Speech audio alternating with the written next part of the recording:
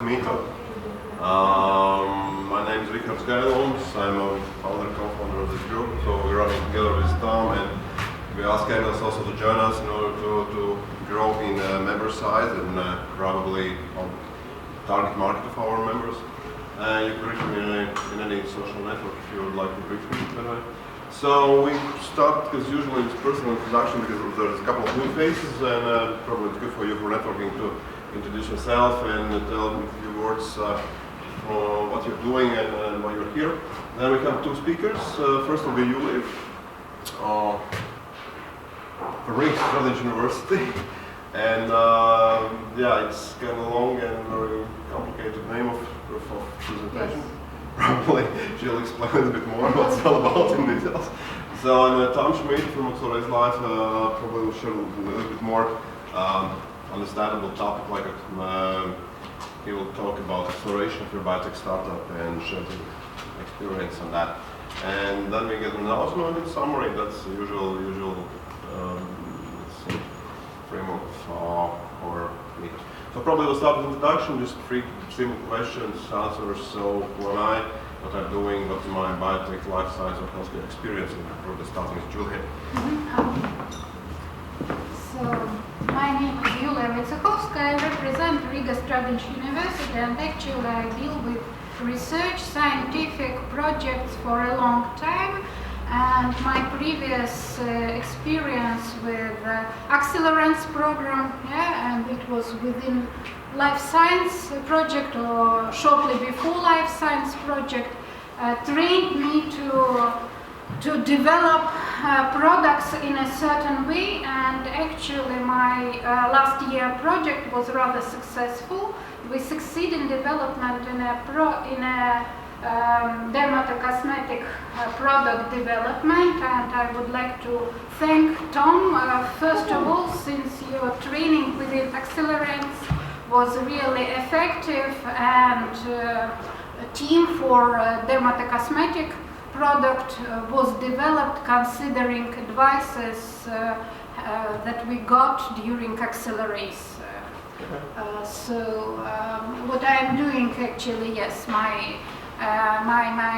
main job, I have a position of associated professor at Riga Strategy University Internal Diseases Department, and I teach students and I deal with research.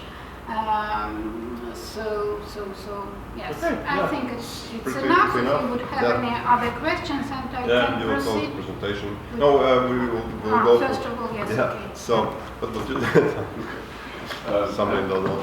Tom Schmidt, and we're changing the name of our organization. It used to be called Nixus. We're now Accelerate's Latvia, and turning in our documents to change the name.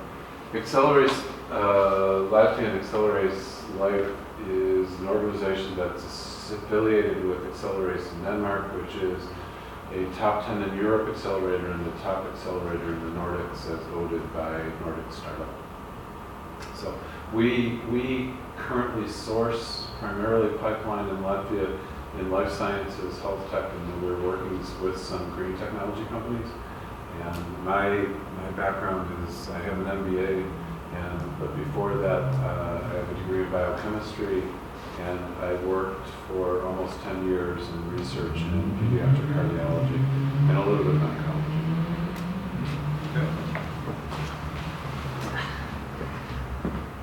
So, hi everyone. My name is Alexandros. Actually, I come from sales and business development side of an IT company, so I'm not in the biotech by any means. So I won't talk very much about myself, but what I'm doing here, I'm actually, the other thing that I'm interested outside of my main work is entrepreneurship. So I come to various technical meetups like this in search for ideas for new businesses. In biotech, actually, I know only two fancy words, genome science, so two buzzwords and nothing else. So I hope specialists like you will educate me a little bit today. So thanks. you. Hello everyone, my name is Sergey. I'm a programmist in atmosphere, and for me, quite interesting applied science, and it's all kind of. So I'm just fan of those technologies. Cool. Hello everyone, and few people are going to speak today. Introduction. Good. I'm an entrepreneur. My name is Ivan. I'm interested in anti-aging, and I'm looking for some networking and opportunities to enter the industry. Cool. Yeah. Hello everyone, my name is Matis. I'm a student at Riga Strategy University studying nutrition, but I plan on moving towards computer science. I've had some small experience with research in nutrition, and my interests in biotechnology are theoretical and also practical about high impact biotechnologies like also anti-aging, gene drives, synthetic biology, biosecurity, things like that. Cool. Hi, I am Andrei. I'm from company Molport. Molport is a Latvian company. We are like marketplace for chemical compounds, and our main customer is like small or middle-sized biotech company and pharma company, mostly like outside Latvia, like in Europe or United States. And we sell small chemical compounds.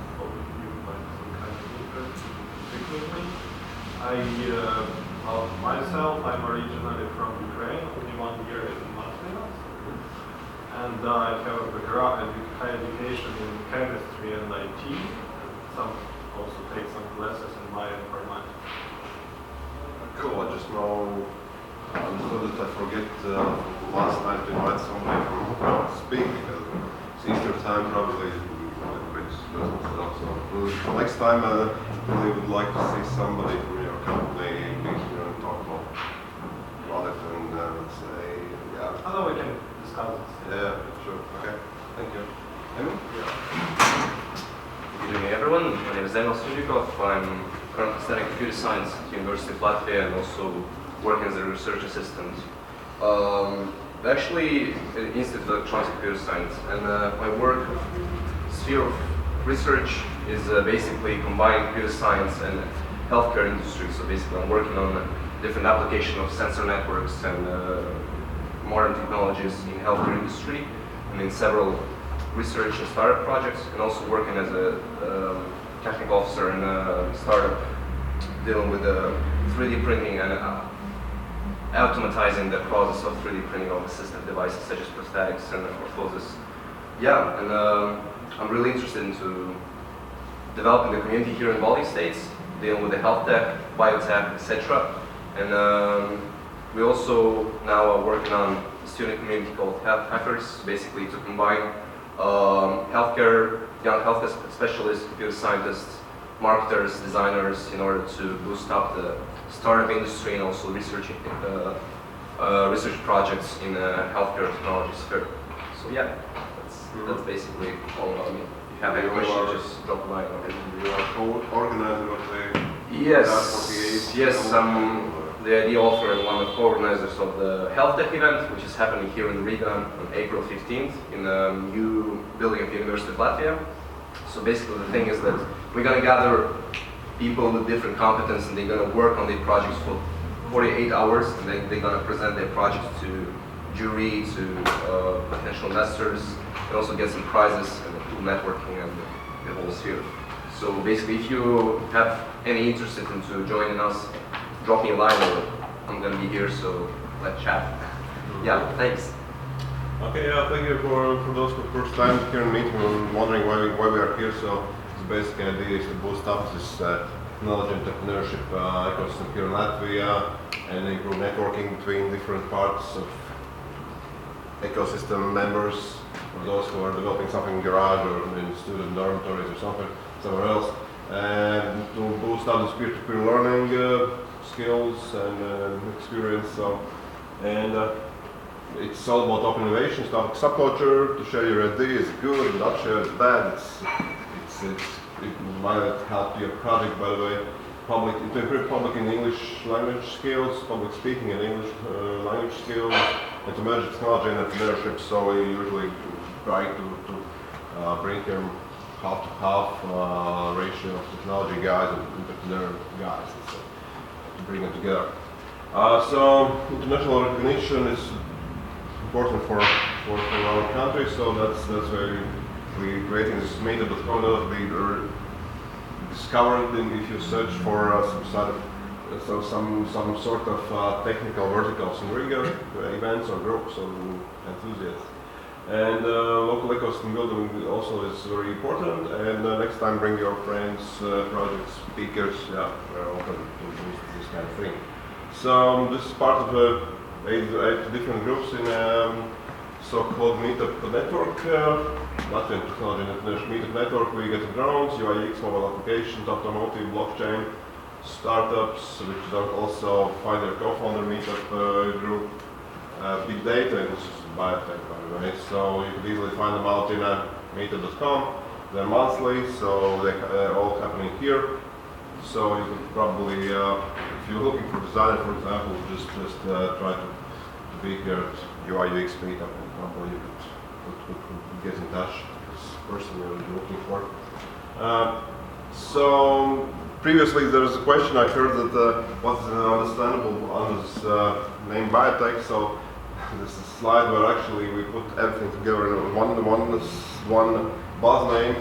All kind of things just happening here in Latvia. We are really happy to see here, by the way.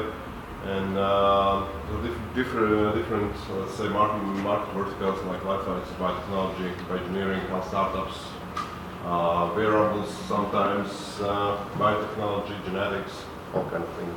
So we're happy to see everyone there. So yeah, in the future domains, by the way, it's kind of important. Emil's already told us about it. So, are there any spots left in tickets, let's say? There are different positions basically. There are spots left for computer scientists, designers, but still for life science specialists, there are places also to get involved in the projects. So you will have some sort of a lot of hardware stuff there, basically there will be like three different type of projects. Like one is hardware, so building the stuff with electronic compartments or something else from scratch. The second one is gadget hub, so basically using the ready devices which are on the market. You'll be having them on venue, you can hack them or customize for your project needs. The third one is more software, and also we'll be having a couple of biotech like startups really without any development process. Mm-hmm. Yeah, there will be some ideas with that. If you got any idea which you would like to test or build a prototype in 48 hours, right? Yeah, because there's limited basically time. if you don't have any idea, you want to participate really, just come by. There will be people pitching their ideas on Friday. So if you don't have an idea, you can just come up with a willingness to collaborate, and you're gonna make the things there. Yeah. Yes, you will have some devices like Raspberry Pi. Yes, we're gonna have electronic compartments, and it's gonna be published this week on the Facebook page. So you basically, if you drop like health tech on Facebook, you're gonna find our events, and there's gonna be a list of all the devices. They're gonna be all the development kits such as Raspberry Pi, Arduino kits, a bunch of sensor shields like for the vital signs monitoring, and things for soldering and prototyping as well. We're gonna have all the devices there. There's gonna be some gadgets like smartwatches and some monitoring devices which are on the market as well. So I'm sorry, is it like networking event? no, it's not networking. It's basically Friday you present your idea. You have 2 days to hack, to program, to test, to build a business plan, to design, to code, and on Sunday you just present your prototype, what you built. So the questions actually was I'm pretty sure I just received last week on my email something with the same Ukraine should happen. I mean, it's or Garage global 48? events? Garage 48 is the cycle of different events, but not the health tech. The health tech is the first one with all these Okay. things. It's not. Mhm. In Ukraine, I think they are making the machine learning and IoT, but it's a different sphere of The organization behind that actually is what? Yeah, I mean, it's all synchronizing in Ukraine and in Riga. It will be in the same day, or it's like around the world. That's a good question, actually. I don't think that's in the same day because since we're collaborating with Garage 48, they're not Yeah, making the okay. events on the same day. I think in Ukraine there was an event last week. Maybe you were speaking about this, and there will be one more event on May. Basically, at this moment we're collaborating with Garage 48, yes, so to grow the audience. So, and from biotechnology point of view, hardware like artificial brains or artificial limbs, or do you got something? Bionics? Good job. Okay. Not this Yeah. time. So but you could bring to Yeah, if you have some links to share or some, Cool. please, you're welcome. Okay, so yes, about a couple of words of sponsors. So Accelerate's Live. Well, Tom already said about everything about the company name change and all that stuff. So Recast University is actually a non-profit foundation. Yeah, there was a question what we're really going to do. So yeah, this idea to create some sort of Latvian Stanford, simple words. So, but it's very hard to find out a business model for that, for this kind of private university. So we're still developing that, and it's not an easy question by the way. But until now, we are developing some sort of technology entrepreneurship courses, educational courses. And one program that we have together with Riga State University called the Startup Entrepreneurship, and it's first created bachelor degree program, so we can find them. And they have actually open applications for next semester in since September month or something like that. So Microsoft sponsors for all groups. So you could, if you get a startup, you could apply for Microsoft Spark. If you need some software tools, just bring emails. So I can send you an email invite. And Ultimate State agency providing financial support for startups and ecosystem. And lots of Latvia is, by the way, portal for technology news, for technology and startup news. Now they mostly are writing in Latvian, but there's a couple of news stories in English. So if you would like to be placed there with your some kind of project, you could ask, for example, me to introduce you to enter this nice portal. Yeah, last time we got a speaker from Alina, so it's a really nice story from expansion potential for Latvian startups. Since I know David, who is one of the founders of this nice startup, now is accepted in one of the Silicon Valley accelerators called Plug and Play Tech Center. So as far as I know, he's going to move in summertime or something for acceleration program there.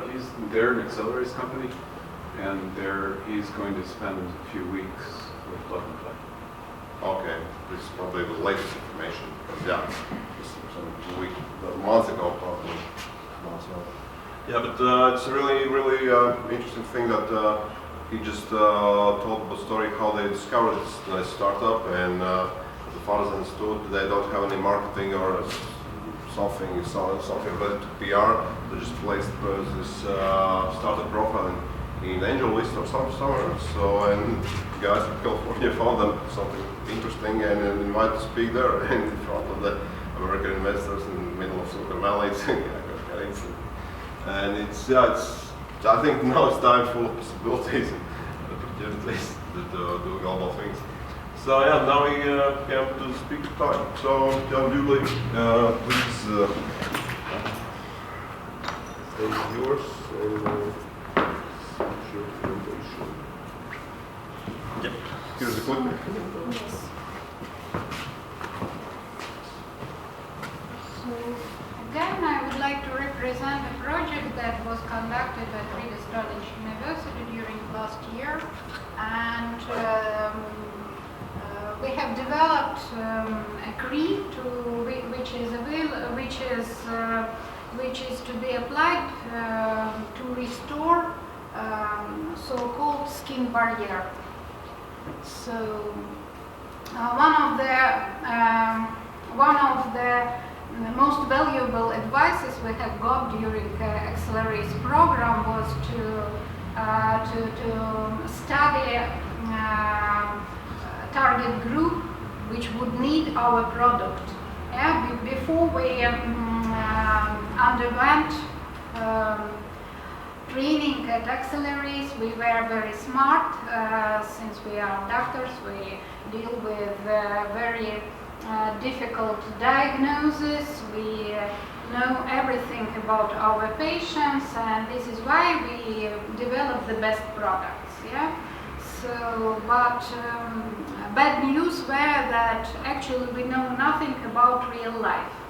Yeah. So theory is one thing, real life and needs of our patients is absolutely different thing, and this is why now we start our projects with research work package, which means we study requirements of up-to-date market. Yeah, so, and before we start development of a cream, we got some information about what is necessary now. And anti-aging products are in need, and this is why we decided that it is more effective to develop an anti-aging cream than to learn some very, very interesting for us, but with no value for real society and real people aside. So, in 2 words, this is a problem of a patient in whom, so this is young auditorium, and I allow, as a doctor, I allow myself to say that for you it is not a problem, it is a problem of older population, 45 plus, when skin becomes frail and prone to premature aging. Yeah? Especially it is associated with certain bad habits like smoking, like overweight, like low level of fitness, and so on. So there are demands for such projects and these products, and this is why we decided to develop such projects. So problem of metabolic syndrome is very famous, of high typicality due to high incidence and prevalence, and actually clinicians deal with this problem. So underlying pathophysiological reason is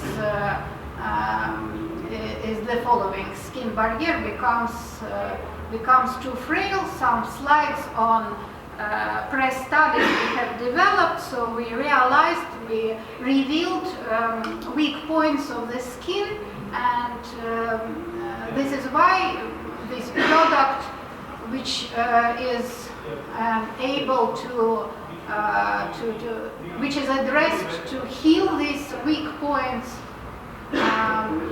was developed. So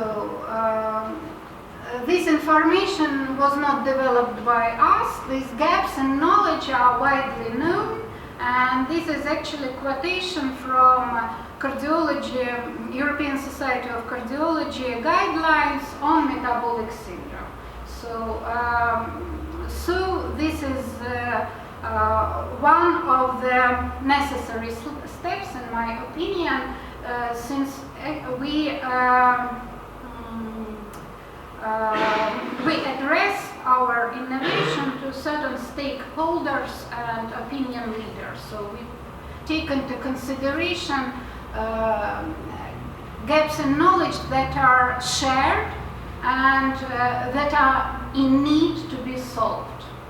So, and we suggest ready solution for this need, and this was a cream that that might solve problems of impaired skin barrier. So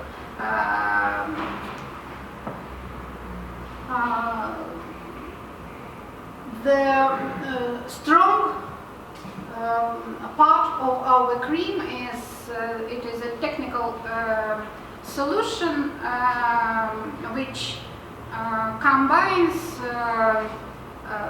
fat-free composition being dissolved in rather water lipid like solution, maybe fluid. Yeah. So, and it includes antioxidant. It includes fatty substance and vitamin, which is effective in anti-aging process and restoring of skin barrier, preventing this premature aging. So again, this standout feature is this balance between fat and fluid, and this was a clue for our solution. So one more advantage of our project is that these are results of clinical trials that were defined by patent. We have got this PCT, and sure, this product is not ready for the market, but it is accompanied by clinical trials, which is also considered as an advantage, since clinical trials it is a rather expensive issue, and it is also always an effective contribution to any innovation. So this is a feedback from our patients. So we have conducted clinical studies. We have got both subjective and objective feedback. So we have laboratory and pathological data, skin changes beyond application of the cream, as well as we have subjective feedback, which is also very valuable. So our team included not only clinicians but also pharmaceutical specialists from our university. This is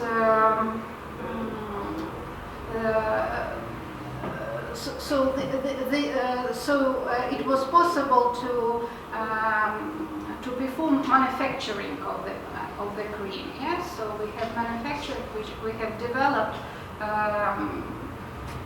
certain number of cream, and we have checked in different storage circumstances, so low temperature, high temperature. Actually, cream has undergone all the necessary requirements, and is also our product is accompanied by so-called reference of being in line with all the European Commission standards that are necessary for such dermatocosmetic products. So, and again, I would like to mention that our team included not only clinicians like internists, cardiologists, but also dermatologists and drug development department, and due to involvement of drug development department, it was possible to develop this ready for manufacturing examples, and also biochemistry laboratory, where we have conducted main tests on oxidative stress induced alterations within skin. So we have got support from European Regional Development Fund, and now we have shared our results through this Fit for Health portal. Yeah, so, and I encourage you, if you are going to deal with this anti-aging or health care, to upload your accounts within Fit for Health platform. Yes, since networking within this platform is very helpful, and actually you might develop a team, or you might invite, you might share your feedback, and now we are for Horizon project So it is based, our proposal is apparently based at these CREAM project results, since within this project we also have developed certain prognostic methods, so but it is extremely cardiological topic, yeah, so I think it is less interesting, and but it was actually very relevant to Horizon calls, and this is why now we are there and developing consortium. So I would like also to underline again necessity and value of such networking events, since every time when you represent your results or you represent just your intention or your plans or maybe some middle results, it is absolutely valuable, since you just learn how to speak about yourself, since every time this auditorium would be a bit different, yeah? And you would be able to adjust to auditorium or this certain group, target group needs and interests, yes? So thank you. Do you have any questions? I do have Yes. a question. Have you experienced any pressure from some big companies who can see you as a competitor, or maybe they made some proposals? What is relationships between biotechnology startup and big market players? Maybe they didn't notice you at all. What was the story? I understand your question, but I represent university. Yeah, so we are not a company. We are not manufacturing for a market. Yeah? We just developed and we have made certain number of these products, like examples, being used within clinical study. Yeah? So this is why maybe Tom could help to answer this question, but I think that they do not recognize us and they do not pay enough attention to such university representatives like us. Mm-hmm. Yeah? So if we would register a spin-off company, we would become more recognizable for our competitors. Yeah? So this is my opinion. Yeah? Since now this product is not within a market, yes, so they do not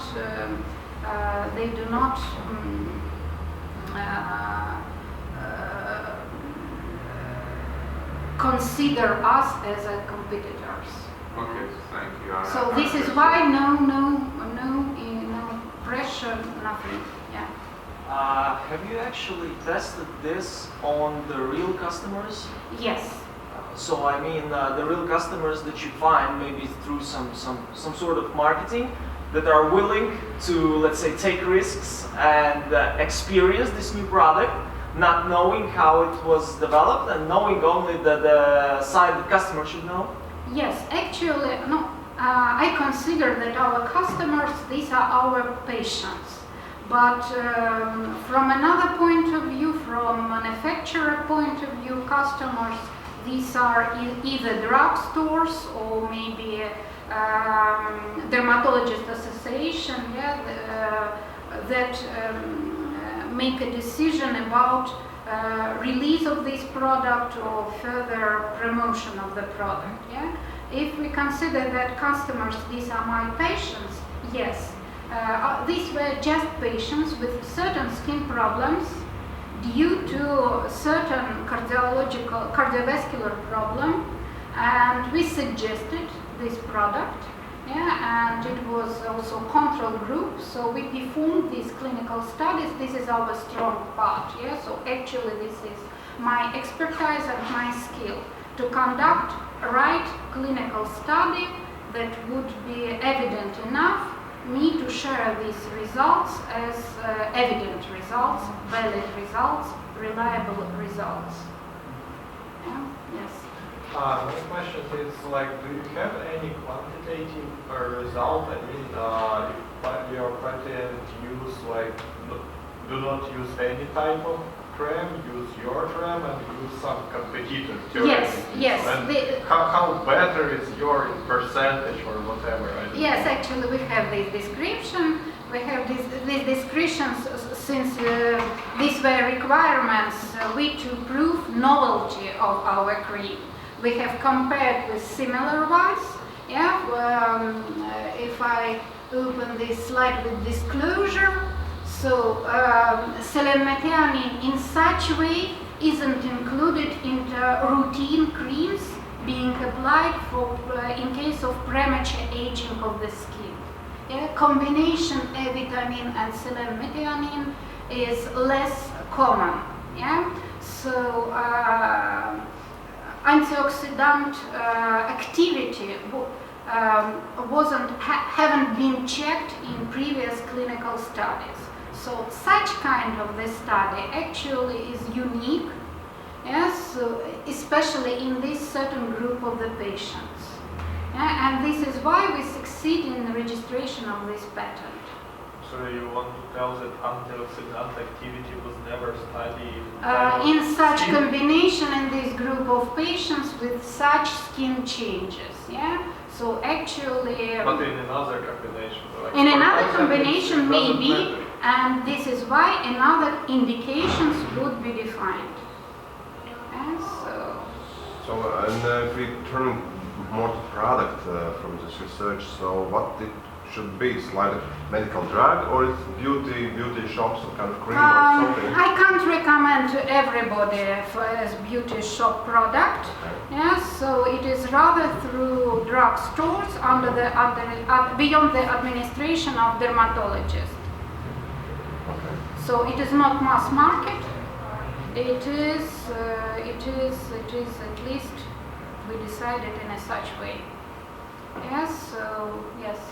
I have several questions. First one about testing procedure.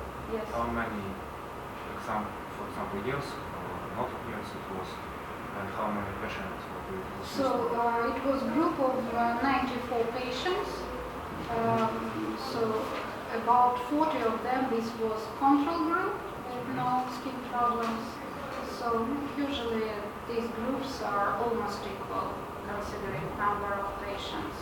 And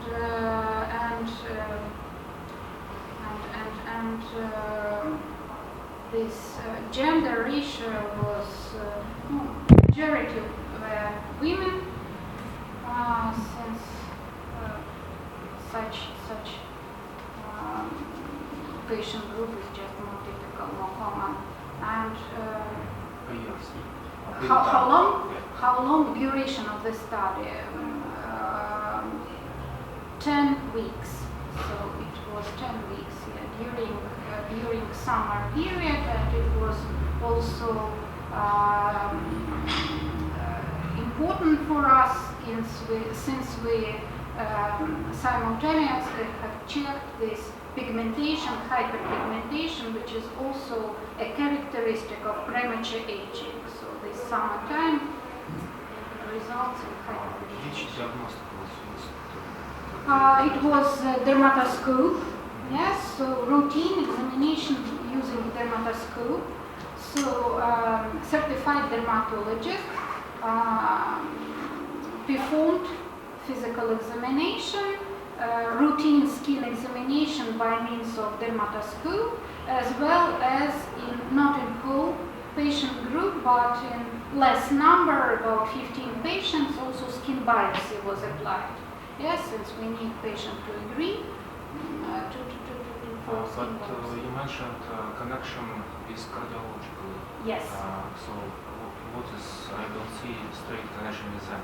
Yes, actually, cardiology here is mentioned since skin changes are found in patients with metabolic syndrome. Metabolic syndrome seems to be a risk factor for cardiovascular mortality.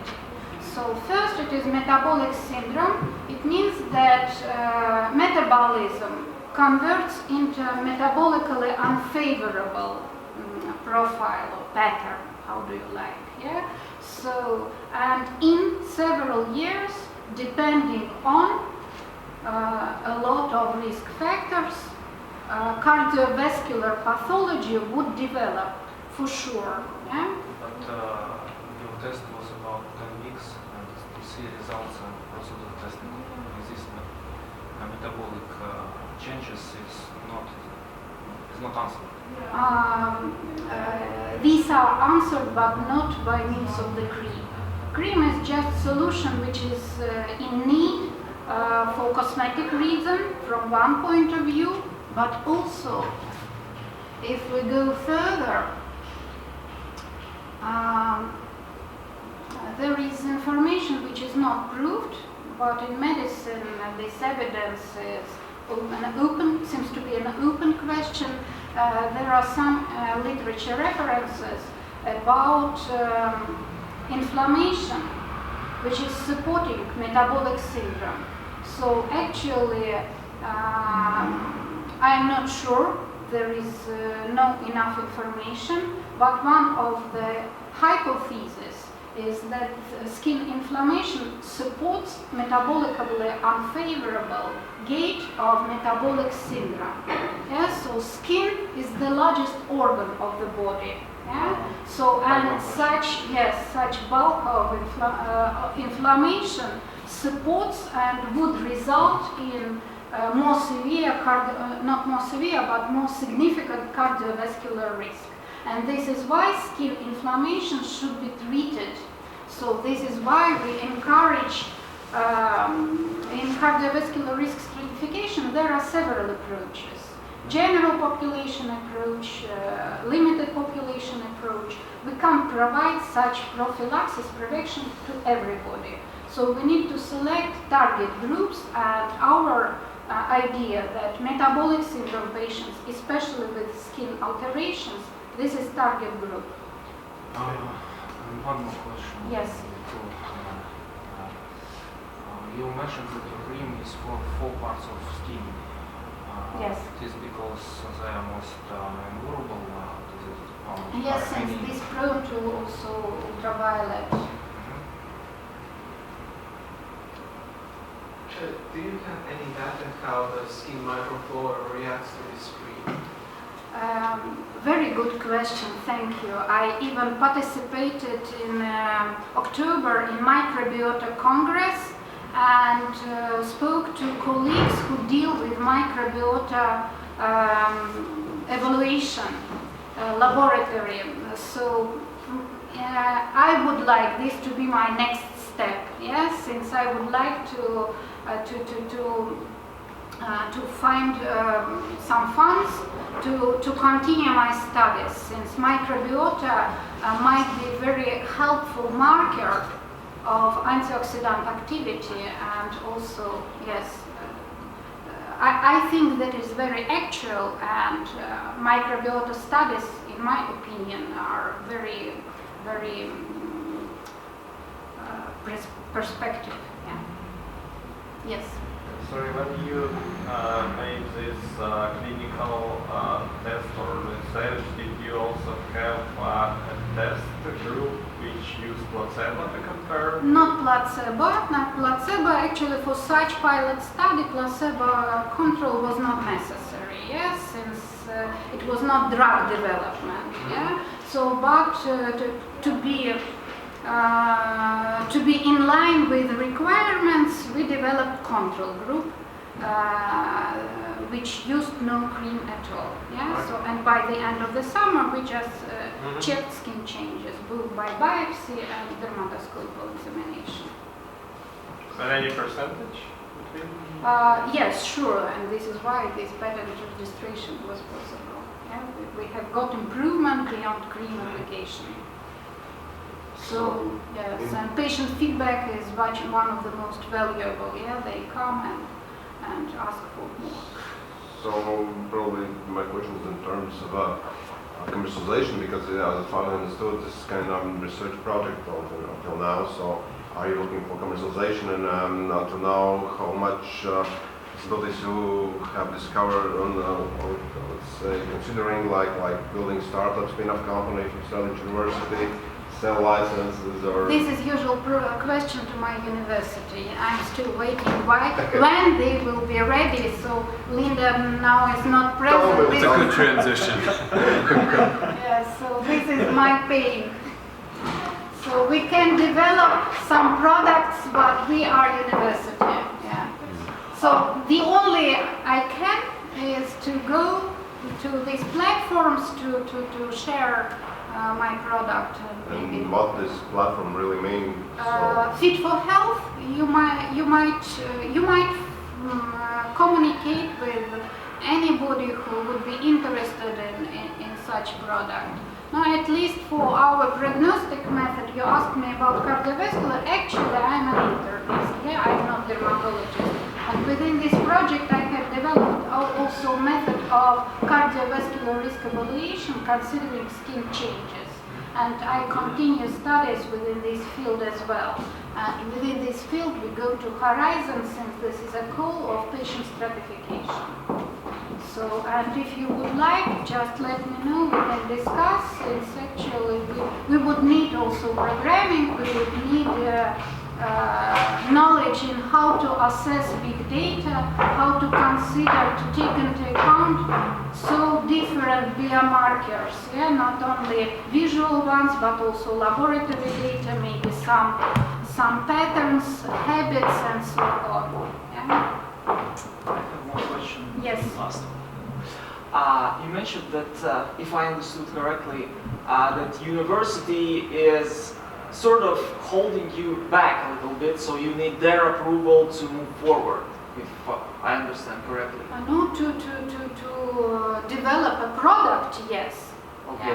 Yeah. With our ideas, we move ourselves. Yes, it's nothing can stop us. So then, my question, if it's ethical, who owns the patent rights? You or the University. University. We are only authors. Yeah, I appreciate my university.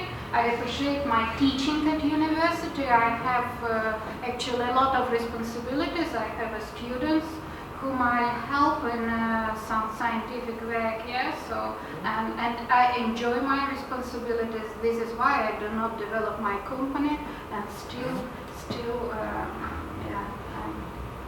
Can we? Yes. You told that I understand completely that there is connection between such kind of skin problem and cardio problem. But is there some proof that when you treat the skin problem, you somehow help, like, avoid some No proof. At least now, no proof. Just idea. Just considering. Yeah. So actually, we have some pilot results before cream and after cream oxidative stress parameters. Yeah. Now we are in process. Yeah. Now we get latest results and we'll process, and actually this will be our next article.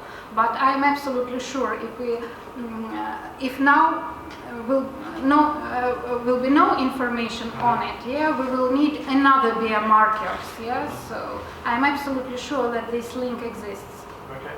Yeah. So yes. Oxidative stress markers from the skin biopsy. From the skin biopsy and from plasma.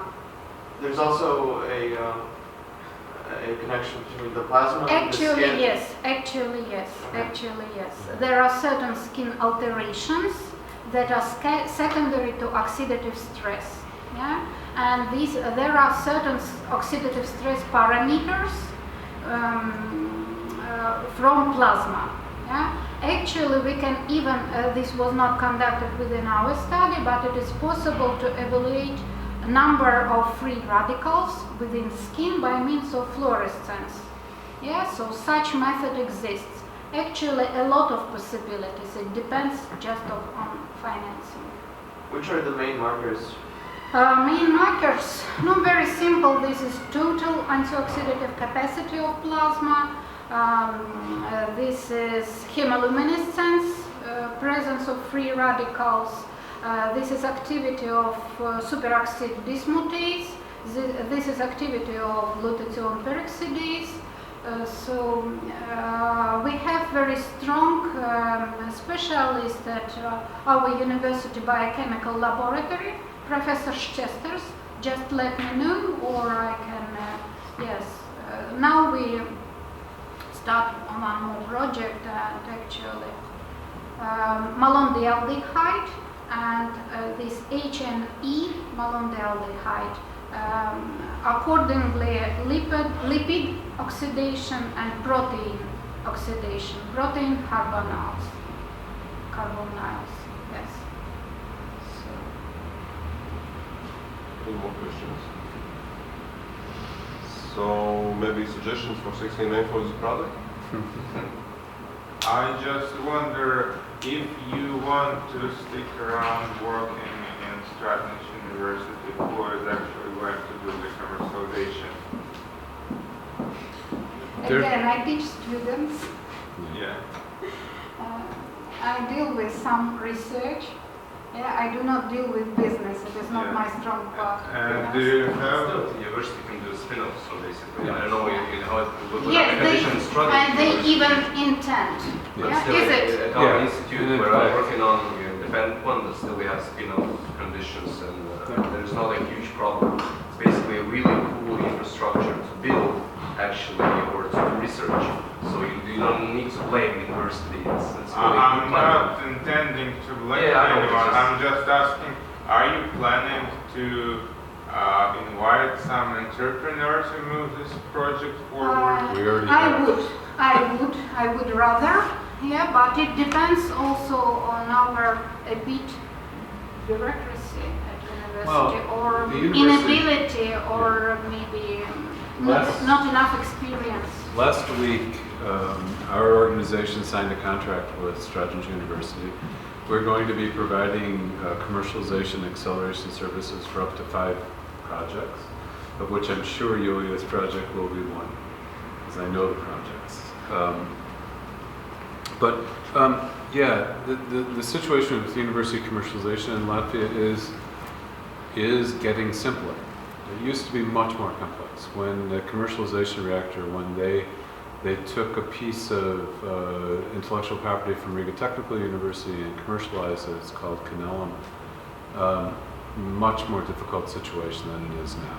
When Canellum went through its contracting to get the intellectual property was much more confusing than it is now. The Technology Transfer Office at Julia's University is very open to all these commercialization possibilities. What we're contracted to do is actually to understand what the best path to commercialization is. Is it licensing? Is it creating a spin-off? Is it finding an appropriate partnership to complete the commercialization process? Those are all open questions. Yeah, and now time changes, and young people like you, open-minded, and like Tom's company, come to our university, and I think this process will be more Question effective. was about the entrepreneur. Do they need entrepreneurs, external entrepreneurs, or because usually it's, as I understood, the acceleration programs do not offer entrepreneurs themselves. It's just teaching the guys and then yeah. building the teams. There are a bunch of possibilities. I mean, we've worked with Yulia in the past, and we understand and we know what Yulia is capable of and capable of learning. Yes. And we believe that, generally speaking, most of this will be driven by people like Yulia. And it is possible, though, that we will ask to bring in some people with specific skills within entrepreneurship to bring these projects forward. Absolutely, it's on my list to talk to you about internships and other things. Richard, Oh, wow. coming from the university. Yeah, it's possible. And then we don't know, though, exactly right now what the direction will go with. Yeah. Unrelated questions. Do Latvian pharmaceutical company like Rindex or Online Farm interested in commercialization or like intellectual Yes, property they are. for those? Yes, they are. They are, at least I know about Online Farm. They are interested since these are new products. And, Yeah, and one of the first steps for both of these will be trying to understand whether or not we can create partnerships with the business development function at these local companies. But one of the bigger questions is, once we understand, really understand what the market for this could be, is Online Farms or Greendex big enough to deal with? That's also a question. I mean, so what I've already done since we've gotten this contract is in thinking about acceleration for projects that I know of, for example, with Julia's. When we talked about this before, my first question was, who manages patients with metabolic syndrome? And it turns out that largely it's family doctors. I've already talked to a number of family doctors who say that, yeah, this is a real problem. And if they had something that they could recommend to people, that they would do it. It wouldn't change. And what's really good about what Julia is doing is it doesn't make a significant change in their workflows. So we've taken the step of talking to customers, some in Latvia, some outside of Latvia, and understanding that this is a real problem. So from this, what we're going to start to work on from an acceleration perspective is, what is the total addressable market for this product? Because what we want to do is build the case for what is the financing to bring this product to market. So we'll be working with Julia on all of these things, because Julia has a particular set of expertise in the science, connections into the physician world, understanding the language that needs to be taught, understanding metabolic syndrome. And then as far as this is really interesting about the biomarkers, because I mean, there's all kinds of possibilities there. It's a hot field. There's no getting around it. But we're talking about existing market, so it should be quite easy to estimate the market like itself. It is an existing market, but it needs to be segmented really carefully. Because yes, it should be a segment, yeah, I agree. So yeah, these are general numbers. Because it's also possible, and we talked about this 2 weeks ago, is that there may be this first market, which is people with metabolic syndrome, but if it really shows that the changes are very positive, then there's an adjacent market that could be huge. And we need to understand that. And that's part of the work process we'll undergo. Other things that we'll do, of course, are try to get, somebody asked questions about the specifics of the combination here. What we want to do, what we'll have to do, what we'll also have to do is not check the defensibility of the patent. That's probably very well, but could somebody get around that patent? Could somebody create a similar product that will get around that? And what could we do to prevent that? So we have to look at intellectual property. So from the perspective of accelerating commercialization, commercial presence, a science-based product, we need to understand very early something about the customers. And in this case, it certainly is patients, but it's also family doctors. And we need to understand something about the regulatory environment. And it's good to know that Julia has been looking at the regulatory environment. That means that there's less work to do there. We also have to look at the intellectual property issues around this. So that's what we'll be doing. Basically, some kind of what if local pharmaceutical company big enough to protect intellectual property as well. Possible, yeah, it is possible. But another thing that we're going to do is we know that for these kinds of things, there's very limited expertise in Latvia. So we'll be drawing on our expertise from Denmark, Sweden, and other countries, including the United States, to bring in the expertise that's really needed to understand what to do here. And we'll be doing this in pretty intensive, we'll do 3-hour blocks once a month, and we'll be doing weekly meetings with the teams to make sure that work is happening. Somebody asked about acceleration versus incubation. So in acceleration, we have a time base, right? We're 5 months. If people fail to do the work that they're asked to do, we already have agreed with Linda that we can ask people to, you're not working, forget it. Be pushed out. And also we set very strict milestones and we set, commercialization reactor does something similar. I do have a question. Yep. In your acceleration incubator, how many exits do you have? We haven't had any exits yet. And for how long you're working? 3 years. I just considering the thing that about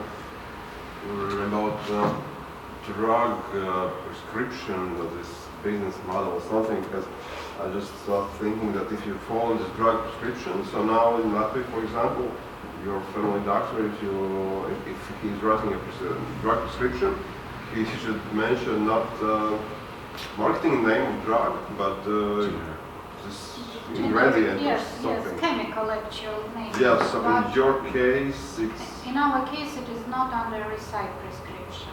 It is recommended by doctor, available from drugstore, but it is not so-called available beyond recite. No, it is not a drug, not a medication. Yeah? It is a cream available from a drugstore. It is recommended by a doctor, so not from just supermarket or like drugs. Okay. But So sales channel is primarily a family doctor, let's say, is actually... Yeah, I mean, the bigger, we're trying to decide whether or not this is simply a product entering an existing market, or are we resegmenting the market to create something new? And it feels like it's going to be a resegmentation, because we're identifying a group that has a specific need, but we're not sure yet. We have to talk to enough customers, enough people to understand. But the other thing is that, another thing about what you were saying is that since this is under patent, it changes the dynamic. It makes it possible to charge more money. Really? Yep. Okay. and it is developed considering certain patient groups, certain pathologies. So it makes it one of a kind. So previously nobody developed a product for metabolic syndrome, altered skin. Yeah, nobody. It is my idea. Yeah, so metabolic skin changes are described.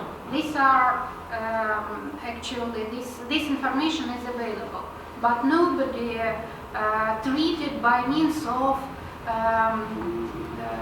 specific cream, for example, or specific product, since it was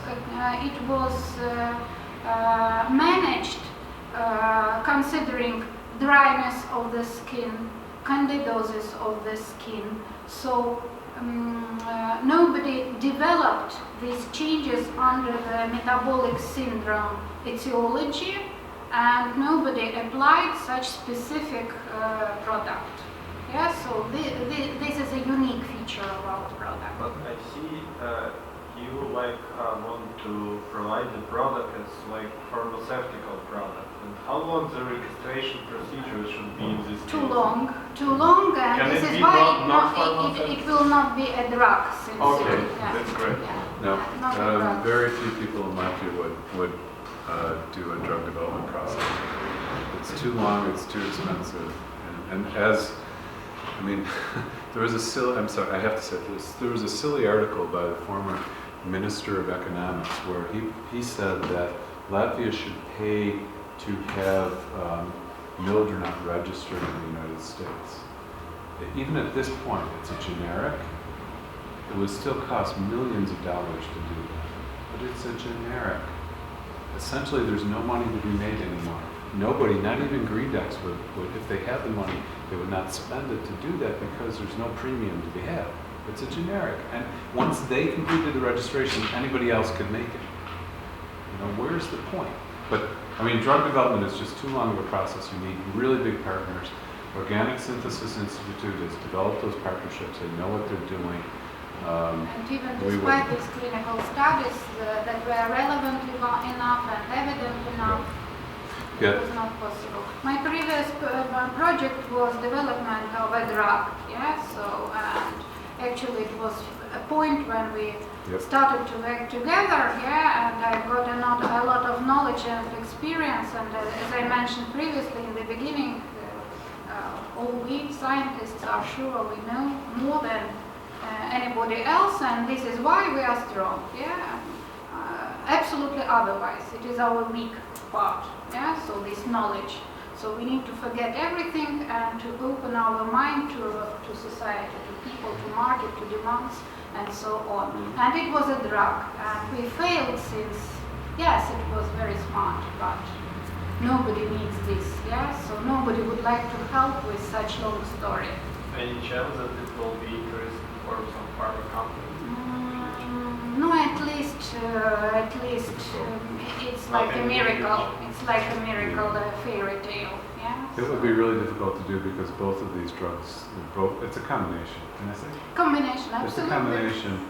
It's a combination, and you need one is a natural product, so you can't do anything with them. The other one is long off patent, so it will be difficult. Yep. In the most optimistic use, what is the plan when this product will enter the market in which year? It to be recognized by some pharmaceutical company. So from my side, I can share this. I can disseminate results. I can help with the implementation of the product. So further piloting of the product. So this is what I can, and what can support our team. Yes, so we would be interested in pharmaceutical company who would. It could be a range of companies. It's optimistic to say that it's less than 2 years. Just safety test repeat should be 2 years. Quite Safety. possible. Yeah. By the way, question about the business side. Have you considered network marketing as a possible sales channel for this type of product? No. Why? Because it's too early to be thinking about it. Because we still need to understand who are the partners, who's the manufacturer, how much it would cost, and given that it's probably a premium product that would be best if it was recommended by a doctor, it's difficult. But that's a little bit further down the road before we would think about how to market it. So I'm just going to take 10 minutes, okay? So, no, I don't. I had a few slides, but I won't. What we do is, right now, we're working with accelerating science-based businesses. We have one company, which is Alina, that we're working with, which comes from the Green Incubator on the other side of the river here in Sipsala. No, not Sipsala, part of it. But, so we've been working with these kinds of companies. And what we do is, the first question that we always ask them is, how many customers have you talked to? And usually the answer is no. And but don't laugh. I mean, when people go to Health Hackers in a few weeks' time, they sit down to start working on their technology. How many customers will they have talked to? No, right? And that's always one of the things that I find amusing about Health Hackers. It's a great entrepreneurship thing, but nobody's talked to any customers before they start working on the technologies, which is a weakness. Right? So the first thing we always ask is, in acceleration, is how many customers have you talked to? And we use a mix of processes. There's Bill Olet's disciplined entrepreneurship. There's a Steve Blank approach, etc. So it's a mix of it, but it always starts with talking to customers. And when I first heard Yulia talk about this newer product, actually I had heard about it before, the first thing that I said was, let's talk to some customers, and so I did. And so I understood something. And then what we want to do is we want to talk to these customers enough so that we can have an idea of how this and what difference this might make to the work that the customer does. And I'll give you an example that we were working with a company, a guy who had an idea for diagnosing osteoporosis using an ultrasound tool. And if you know anything about it, osteoporosis is typically diagnosed using X-ray, but a very low radiation X-ray. And it sounded like a really great idea. And he wanted to place these in pharmacies and in family doctors' offices and all this stuff. And what we did is we talked to customers. And it turned out that the osteoporotic changes occur over such a period that for a family doctor to spend several thousand euros to have this piece of equipment in his office made no sense. So the market was extremely small, much smaller than we thought it was. And so we ended up shifting the market to veterinary markets because the regulatory barriers are lower. People are willing to spend a lot of money on their fancy racehorses. So we identified the secondary market, but only after we had talked to enough customers to understand that they couldn't do what we thought they would do. And then what we will do, and we will continue to, once we understand with somebody like Yulia that there are indeed customers who would be willing to buy this, we need to quantify that. Because people are saying the total addressable market. We need to, and we will also in parallel start talking to partners, potential partners. Some of them will come from pharmaceuticals, some of them from cosmetics probably, to understand how much it would actually cost on the manufacturing side to make it. Because all you have at this point is, we might call prototypes. So we need to understand that. And we will also look at the regulatory side to understand, make sure that the regulatory stuff that Yulia has done already is enough. And of course that will be in cooperation with partners. We will also look at the intellectual property side. And once all of that is sort of answered and in place, then we will sit down with Yulia, with Linda from the Technology Transfer Office, with Uldis, who is the bigger boss, to understand what they want to do. Once we understand all this work, we are in a much stronger position to go to people who would pay to license this, or pay to buy the intellectual property, or pay to help create a company. They would invest. So we're in a much stronger position. So our goal after 5 months is to have enough information to make a set of recommendations to the university as to how to best commercialize. Is it to have somebody spin off a company or a license or whatever? That's what we're doing. We're going to do that with 5 projects in a very interesting set of areas. And in Denmark, they do this on a regular basis. In Copenhagen University, they spin out between 15 and 20 companies per year. About half of them come from life sciences areas. And Accelerates helps to create those plans by intensive work. So that's what we do. And that's how we would be working with a life sciences-based startup, especially one that comes from a university environment. Questions? Good. Is there any active startups that you support cars? Yes, Alina is one. We're working with 2 other startups in the contracting phase coming from the Green Incubator. Okay, I do have a question. Yep. So what is the total amount of investment you attracted to all your startups that existed in your incubator? Well, we can only work with universities up until Alina. So far, Alina investment, I can't talk about it yet. Okay. So since they're university ones, they haven't been invested in yet because they haven't made a decision about commercialization. I think in general around the world it's from 30 million around the world for your company. Not in Latvia, but in general investment. For Accelerates companies? Yes. Accelerates companies are, in the hundreds of millions of euros in investment at this point. In Accelerates in general. In Latvia, we've only been at it for 2 years. Oh, okay. So, question regarding exits. In Latvia. In Latvia, none. In general, I don't know what the number is. I can't say. You'd have to look at the Accelerates website. but definitely some. Oh, yeah. But they, you know what, they don't, interestingly, in Latvia we have this really strange, to me, strange obsession about exits. Because the Accelerates idea is that what they want to do is create sustainable businesses. Businesses that stay, they don't get sold, they stay with ownership. For example, Alina.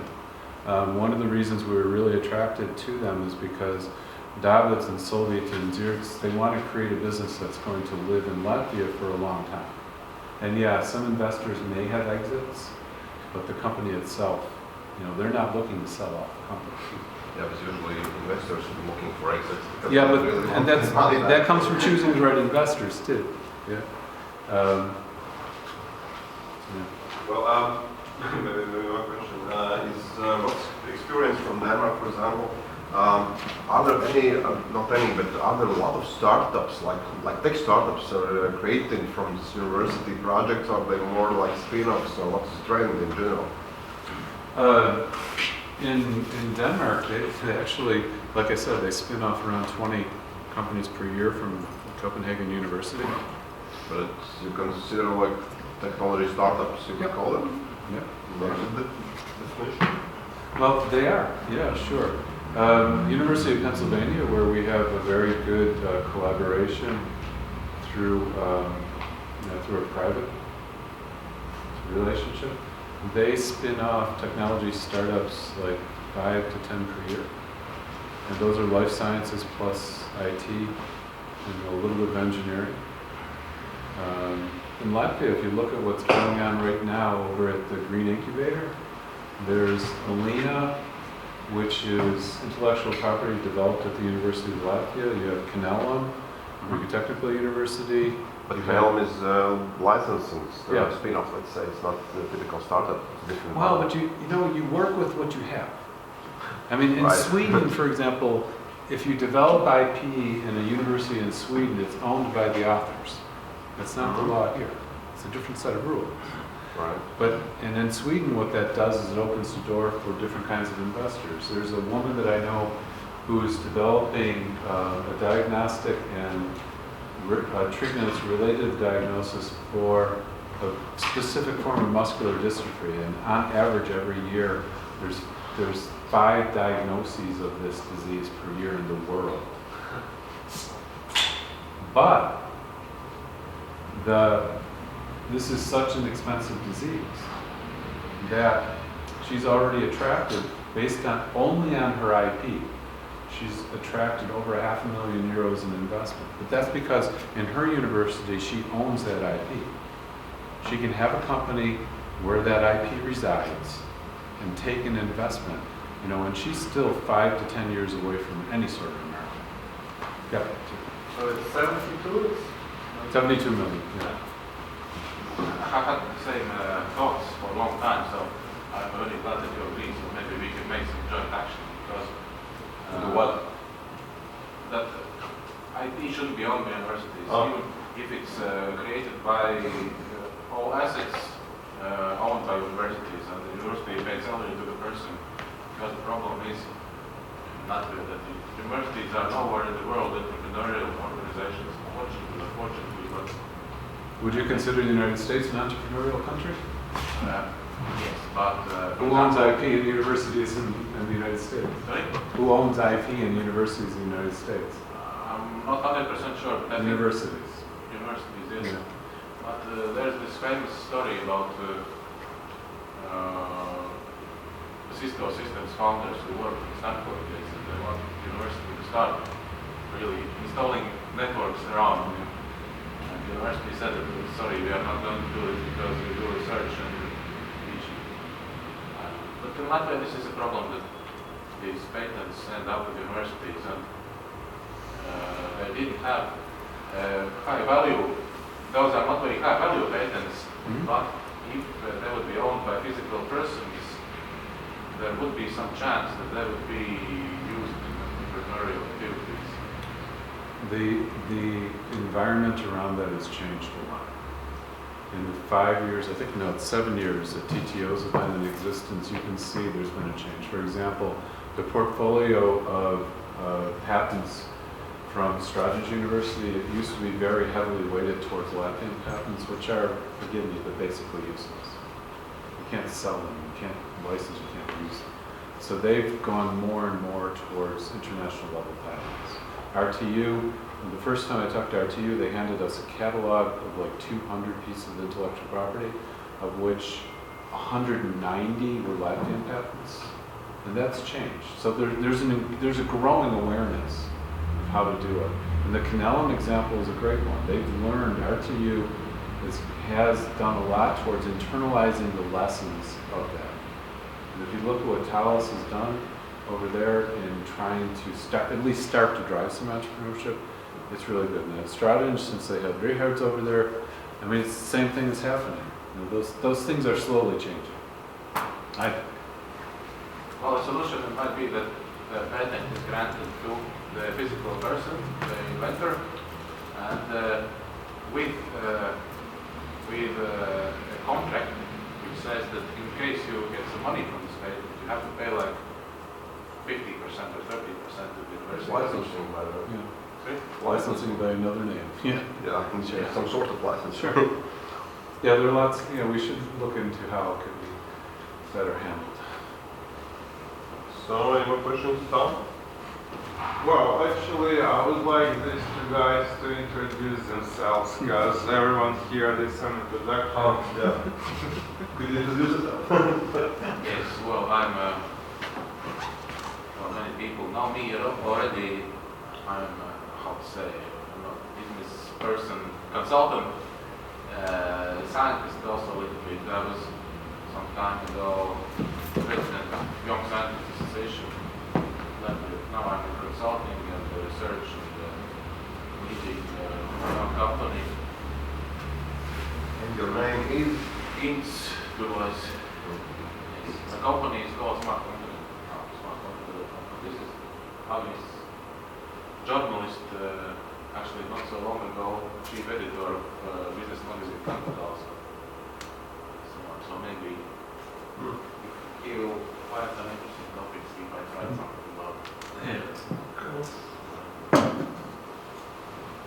Okay. Any more questions to Tom? By the way. No more questions. So, any announcement for today? So, Okay.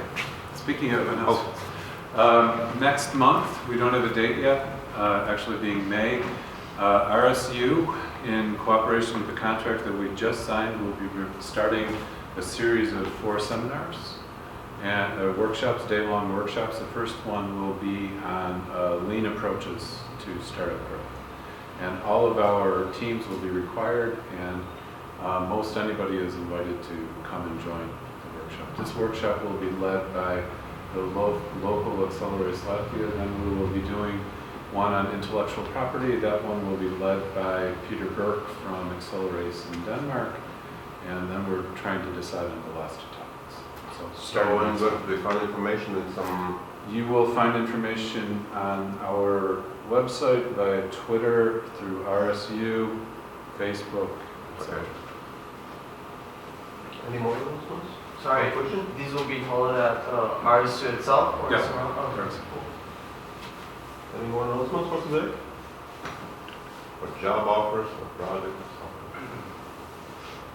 Okay, then thank you for coming. I think the official part of speaker part is over, so there's a couple pizza left, so probably grab a beer pizza and stuff networking and share ideas and learn from each other.